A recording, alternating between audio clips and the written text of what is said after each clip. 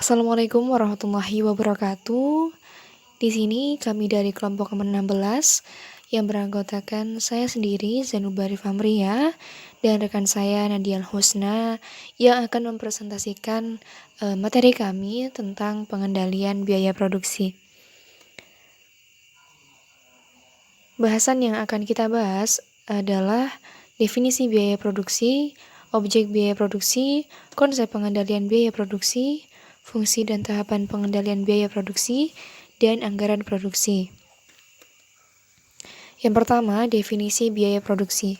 Biaya produksi atau manufacturing cost atau cost of production merupakan semua biaya yang timbul dari suatu fungsi dan proses produksi perusahaan manufaktur, meliputi biaya bahan baku, biaya tenaga kerja, dan biaya overhead pabrik yang jumlahnya lebih besar dibandingkan dengan jenis biaya lain. Biaya produksi adalah salah satu komponen dalam laporan keuangan, khususnya laporan laba rugi dalam pencatatan akuntansi biaya.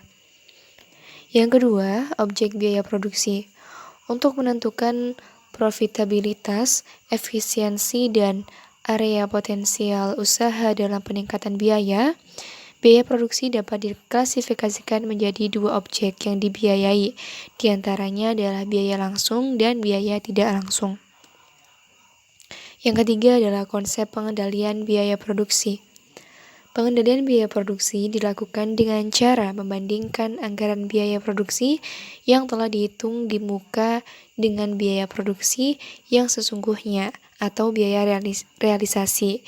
Jika biaya realisasinya lebih tinggi daripada biaya anggaran sebelumnya, maka dianggap tidak menguntungkan atau unfavorable. Sebaliknya, jika biaya realisasinya lebih rendah dari anggaran, dianggap menguntungkan. Kemudian, dalam pengendalian biaya produksi, terdapat 3 konsep dasar yang perlu diperhatikan. Di antaranya, yang pertama adalah biaya bahan baku.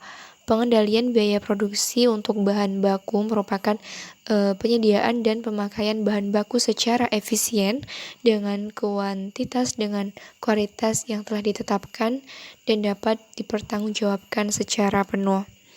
Ada 4 kegiatan pengendalian bahan baku yang dilakukan oleh controller adalah sebagai berikut. Yang pertama adalah membuat SOP pemakaian, pembelian, dan penerimaan bahan baku berdasarkan kualitas dan program produksi. Yang kedua adalah penetapan dan pemeliharaan pengecekan inherent untuk memastikan bahwa bahan baku yang dipesan telah dibayar, diterima, dan digunakan sesuai dengan tujuan. Yang ketiga adalah penetapan harga atas pembelian melalui perbandingan biaya dan kualitas bahan baku yang aktual digunakan dengan biaya Stackmore. Dan yang keempat adalah penyiapan bahan sisa, pemborosan, dan penyimpanan sebagai hasil dari perbandingan biaya Stackmore. Kemudian yang kedua adalah biaya tenaga kerja langsung atau direct labor, biaya yang secara langsung ditempatkan dan diberdayakan dalam menangani kegiatan produksi barang, jadi, dan segala peralatan produksi. Biaya ini juga adalah sebuah jasa yang diberikan kepada karyawan pabrik dan jejak manfaatnya dapat diidentifikasikan dan diikuti pada produk tertentu. Ada 3 kegiatan pengendalian biaya produksi terkait tenaga kerja langsung bagi controller adalah sebagai berikut. Yang pertama adalah menetapkan prosedur untuk pendistribusian biaya tenaga kerja dan rencana produksi. Yang kedua, menyediakan rencana yang akan dipergunakan untuk menetapkan tim kerja dengan perhitungan Stackmore kerja dan biaya kontrak komparatif. Yang ketiga adalah laporan data tambahan mengenai tenaga kerja seperti jam kerja rata-rata per minggu, per jam, per hari, prestasi kerja, dan biaya lembur. Yang ketiga adalah biaya overhead pabrik. Biaya yang terjadi secara tidak langsung dibebankan pada aktivitas produksi barang di pabrik. Contohnya adalah biaya bahan baku tidak langsung, tenaga kerja tidak langsung, dan biaya overhead lainnya. Kegiatan pengendalian biaya produksi dalam pos pengeluaran overhead pabrik yang menjadi tanggung jawab controller dalam pengambilan keputusan produksi adalah mengendalikan dan menetapkan biaya produksi. Jadi, melakukan persediaan barang jadi, membuat akun laporan keuangan seperti penjualan, biaya administrasi, inventaris, dan lainnya. Baik, materi selanjutnya adalah fungsi dan tahapan pengendalian biaya produksi. Pengendalian biaya merupakan bagian yang penting di perusahaan sehingga wajib dilakukan dengan pengawasan biaya agar yang dikeluarkan secara nominal untuk kegiatan operasional perusahaan dapat tercatat secara efektif dan efisien. Untuk melakukan pengendalian biaya di suatu perusahaan, bisa dilihat besar proses produksi atau kecil proses produksi perusahaan, dan dilihat biaya pembantu sebagai penekan biaya-biaya yang berupa manfaat dan melakukan evaluasi biaya untuk perencanaan biaya atau anggaran biaya di periode berikutnya. Untuk melakukan pengendalian biaya di dalam perusahaan, tergantung besar kecilnya perusahaan tersebut dan telah berkembang melalui 5 tahapan, yaitu pengendalian dengan pengawasan fisik, yang kedua pengendalian biaya dengan menggunakan akuntansi historis, yang ketiga pengendalian biaya dengan menggunakan anggaran statis dan biaya standar, yang keempat, pengendalian biaya dengan menggunakan anggaran fleksibel dengan biaya standar. Dan yang terakhir adalah pengendalian biaya dengan pembuatan pusat-pusat pertanggungjawaban dan penerapan sistem akuntansi pertanggungjawaban. Pada pengendalian dengan pengawasan fisik, dalam perusahaan kecil, biasanya pimpinan sekaligus pemilik perusahaan, perencanaan dan pengendalian terhadap pelaksana rencana dilakukan secara langsung oleh pimpinan perusahaan. Pimpinan perusahaan memiliki kemampuan yang memadai untuk merencanakan dan mengendalikan kegiatannya. Dan yang kedua adalah pengendalian biaya dengan menggunakan akuntansi historis. Jika perusahaan berkembang, maka pimpinan perusahaan tidak lagi dapat mengamati secara fisik, tetapi memerlukan catatan historis untuk merencanakan dan mengendalikan kegiatannya dari periode ke periode. Untuk tingkat perkembangan tertentu, pimpinan perusahaan cukup melakukan perencanaan dan pengendalian dengan membandingkan catatan dari tahun ke tahun. Dan yang ketiga adalah pengendalian biaya dengan menggunakan anggaran statis dan biaya standar. Jika perusahaan semakin berkembang, pimpinan perusahaan tidak lagi menghadapi masalah bagaimana pelaksanaan kegiatan pada tahun berjalan dengan apa yang telah dilaksanakan pada tahun sebelumnya, tetapi bagaimana pelaksanaan pada tahun berjalan jika dibandingkan dengan yang harus dilaksanakan pada tahun tersebut.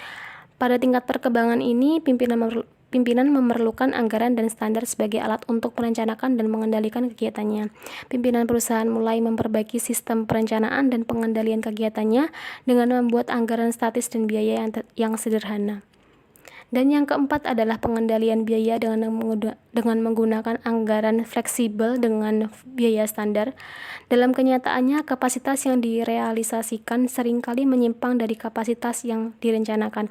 Maka cara perencanaan dan pengendalian kegiatan perusahaan kemudian diperbaiki dengan mengembangkan anggaran fleksibel dengan biaya standar. Anggaran fleksibel disusun untuk berbagai tingkat kapasitas yang direncanakan sehingga anggaran ini menyediakan tolak ukur prestasi dan mendekati kapasitas sesungguhnya yang dicapai. Dan yang terakhir adalah pengendalian biaya dengan pembuatan pusat-pusat pertanggungjawaban dan penerapan sistem akuntansi pertanggungjawaban. Dalam perusahaan besar, kegiatannya telah dibagi menjadi pusat-pusat pertanggungjawaban. Perencanaan dan pengendalian kegiatan perusahaan dilaksanakan dengan mengembangkan anggaran untuk setiap pusat pertanggungjawaban. Manajer pusat pertanggungjawaban dinilai prestasinya dengan cara membandingkan anggaran yang disusun dengan realisasinya. Setiap manajer punya pertanggungjawaban hanya dinilai berdasarkan hal-hal yang mereka kendalikan. Baik, materi selanjutnya adalah anggaran produksi. Anggaran produksi adalah suatu rencana yang dinyatakan dalam satuan fisik atau keuangan atau keduanya. Dapat disimpulkan bahwa anggaran adalah suatu biaya-biaya yang dinyatakan dalam keuangan. Anggaran produksi menjelaskan banyaknya unit yang harus diproduksi untuk memenuhi kebutuhan persediaan akhir. Anggaran produksi yaitu meliputi Yang pertama, anggaran pembelian bahan baku. Yang kedua, anggaran tenaga kerja langsung. Yang ketiga, anggaran persediaan barang jadi. Yang keempat, anggaran harga pokok penjualan. Dan yang kelima adalah anggaran beban penjualan dan administrasi. Anggaran pembelian bahan baku adalah anggaran yang merencanakan secara sistematis dan lebih terperinci tentang kuantitas pembelian bahan baku guna memenuhi kebutuhan untuk produksi dari waktu ke waktu selama periode tertentu. Kemudian biaya tenaga kerja langsung adalah susunan anggaran yang berkaitan dengan proses pembuatan produk. Dalam istilah lain, biaya tenaga kerja biasa disebut dengan direct labor cost. Umumnya biaya ini juga termasuk untuk unsur yang masuk dalam budget manajemen oleh perusahaan dan diberikan pengawasan yang ketat. Kemudian anggaran persediaan barang jadi adalah anggaran yang perhitungan biaya-biaya barang atau produk yang sudah selesai proses pengerjaannya dan siap dipasarkan, akan tetapi barang ini masih belum dijual dan tetap tersimpan sebagai cadangan. Kemudian anggaran harga pokok penjualan adalah bagian dari anggaran operasional dalam bisnis. Harga pokok penjualan dicatat sebagai beban langsung setelah pendapatan pada periode tertentu. Jika harga jual lebih tinggi dari harga pokok penjualan, maka akan diperoleh laba. Dan yang terakhir adalah anggaran beban penjualan dan administrasi. Beban yang muncul dalam berjualan dan memasarkan barang seperti kegiatan promosi dan pengangkutan barang yang akan dijual. Beban administrasi dan umum merupakan beban yang bersifat umum dalam perusahaan, misalnya seperti beban gaji dan upah. Sekian presentasi dari kami, kurang lebihnya mohon maaf yang sebesar-besarnya. Semoga bermanfaat. Wassalamualaikum warahmatullahi wabarakatuh.